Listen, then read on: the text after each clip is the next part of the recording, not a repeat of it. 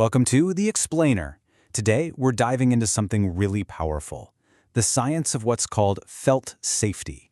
It's this idea that, to really heal from trauma, the very first step is feeling safe inside our own skin. And we're going to look at some fascinating research that points to a pretty surprising partner in this whole process, the horse. Let's just sit with that for a second. This one question, it really gets right to the core of why healing from trauma can feel, just impossible sometimes.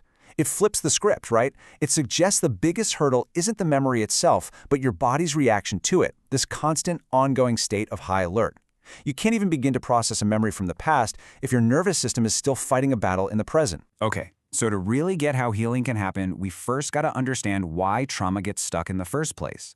And the problem really starts with this key idea from psychology called the window of tolerance. You can think of this as your internal comfort zone. It's that sweet spot where you can handle whatever life throws at you, you feel present, you feel capable. And here's the most important part.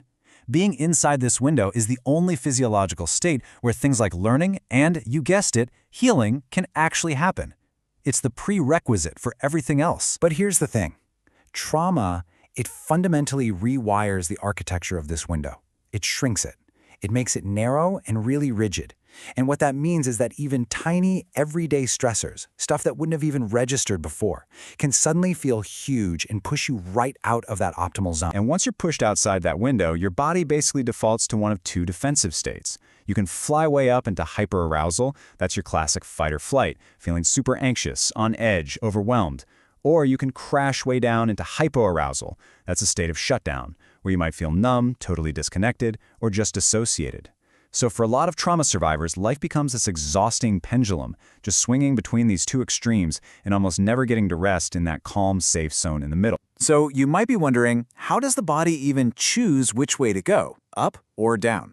Well, the answer is in this absolutely groundbreaking theory that works almost like a roadmap for our nervous system. Polyvagal theory. It's like someone handed us the decoder ring for our body's own automatic reactions. It shows us that our nervous system has this built-in hierarchy of responses, and every single one is designed with one goal: keeping us safe. And this is not happening in your thinking brain, it's all about what your body feels on a gut level. And the engine driving all of this is a brilliant concept called neuroception. Seriously, think of it like your body's own secret, built-in scanner. It's on 24/7, totally automatic, happening way below your conscious awareness. And it's constantly scanning your environment, every person, every place, every sound, for cues of either safety or danger. And this is the real kicker. You can't just think your way into feeling safe. You can't just tell yourself, hey, I'm safe. It doesn't work that way. Your neuroception, that deep body-level scanner, has to actually detect real, tangible cues of safety from the world around you. We're talking about signals so powerful and so undeniable that your body finally gets the message that it's okay to stand down from high alert. So the big question becomes, where on earth can our nervous system find these powerful, undeniable cues of safety? Well, this brings us to a really unique partner in the healing journey, one that, I'll admit, might seem a little surprising at first. We're talking about the horse. So why a horse? Think about it. A horse is a prey animal. Its survival for millions of years has depended on one thing: being incredibly, exquisitely tuned into its environment for any sign of danger. So if you have this 1,200-pound animal, an animal that is literally hardwired for vigilance, and it's standing calmly right next to you, well, that sends a massive nonverbal signal directly to your neuroception. A signal that says, it's okay, we're safe, there's no threat here. Okay, but how do we know this actually works? Well, the insights we're talking about today come from a really important study by Lindsay Adams and Tara Zolnikoff. They looked at an equine-assisted therapy program with 20 participants, all of whom were dealing with stress-related disorders. And what's so cool about this study is that their goal wasn't just to ask, hey, does this therapy work? They wanted to know how it worked, on a deep biological level. So they took that polyvagal lens we just talked about and applied it to interviews with the participants, really digging for the neurobiological reasons that could explain the horse's incredible effectiveness. And what they found was fascinating. Looking at what the participants themselves said, 3 really distinct and powerful roles emerged. 3 ways the horse actively participates in the healing process. So here are the 3 big takeaways. The horse acts as a biofeedback machine, a co-regulatory partner, and a catalyst for relational healing. A mirror, an anchor, and a guide. Let's actually break down what each of these roles really means, and we'll use the participants' own words to do it. All right, first up, the horse as a mirror. You know, a lot of people who've gone through trauma feel really disconnected from their own bodies. It's like the signals get scrambled. They might not even realize they're getting anxious or starting to shut down. But a horse? A horse is so sensitive, it gives you instant, honest feedback. No filter. If you get tense, the horse gets tense. You start to relax, the horse relaxes right along with you. I mean, one participant put it perfectly. They called the horse an emotional biofeedback machine that I could actually see and feel in front of me. Think about that. Suddenly, that internal, invisible feeling becomes external and completely undeniable. You can't ignore it. Okay, number 2, the horse as an anchor. This is all about something called co-regulation. It's this amazing idea that our nervous systems can sync up, and we can literally borrow a sense of calm from another being.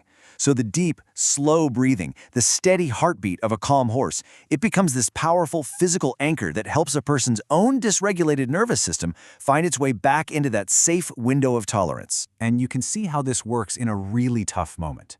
Another participant explained that when things in the therapy session got intense, that physical connection to the horse was what kept me in the room. It literally anchored them in the present, preventing their body from flipping into a defensive state. And finally, the third role, the horse as a guide. This is so important because so much trauma is relational. It happened in a relationship with another person. And that can make trusting anyone, even a therapist, feel incredibly difficult, if not impossible. But a horse offers this unique opportunity, a safe relationship where you can practice trust, practice vulnerability, without any fear of being judged. And this quote is just, wow. It's so powerful because it points to actual neuroplasticity, the brain literally changing itself. The experience was repatterning their nervous system to expect safety in a relationship instead of defaulting to an expectation of threat. That's not just a change in thinking, it's a change in wiring. So, when you pull it all together, what's the ultimate takeaway from all this research? It all comes down to the profound importance of felt safety. And let's be clear, this isn't just a thought, like, I think I'm safe. It's an actual physical experience that happens deep, deep within the body. This right here is the whole key. The horse's calm presence gives a person's neuroception that all-clear signal it has been so desperate to receive. And that signal triggers a real physiological shift into what's called the ventral vagal state. That's the biological circuit for safety and connection. That state is the window of tolerance. And getting there, creating that feeling of safety, is the absolute non-negotiable first step to any real healing. You know, this research really challenges us to look beyond just talk therapy. It suggests that maybe healing isn't just about analyzing the past over and over. Maybe it's more about creating new, embodied experiences in the present. It seems that by teaching our bodies the biological language of safety, a relationship, and it could be with a human or an animal, can fundamentally change our capacity to heal. It just goes to show that sometimes the most profound healing doesn't start with a story. It starts with a feeling.